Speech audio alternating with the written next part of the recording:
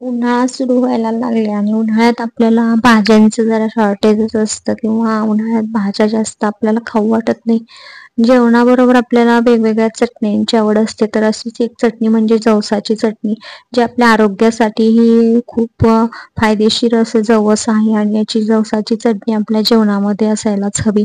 तर मी आज तुम्हाला अशी जवसाची चटणी बनवून दाखवणार आहे. त्यासाठी मी हे जवस घेतलेले आहेत. जवसाची चटणी बनवण्यासाठी आपल्याला हे जवस अगोदर चांगले भाजून घ्यायचे. मीडियम गॅसवरती आपल्याला हे जवस चांगले भाजून घेतल्यानंतर जास्त फुल गॅसवरती भाजायचे नाहीत, नाही तर हे करपतात. हे चटचट वाजेपर्यंत बघू शकता तुम्ही, असे चटचट उडायला लागेपर्यंत आपल्याला हे इथपर्यंत भाजून घ्यायचे.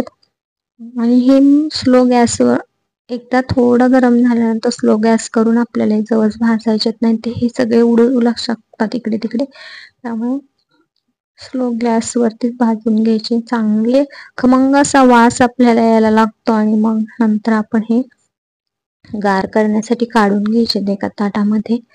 आणि मग गार झाल्यानंतर आपल्याला याची चटणी बनवायची आहे. चटणीसाठी आपण घेतलेलं आहे ते लाल तिखट, मीठ, थोडेसे 4 ते 5 लसणाच्या पाकळ्या, जिरं पाहिजे आपल्याला.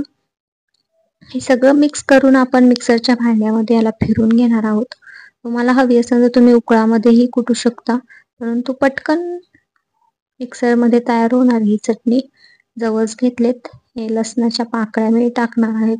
जास्त लसूण टाकायचा नाही, नाहीतर मग जास्त चटणीला लसणाचाच वास येतो आणि एक ओलसरपणाही त्या चटणीला तयार होतो. त्यामुळे 5 ते 6 पाकळ्या मी टाकलेल्या आहेत.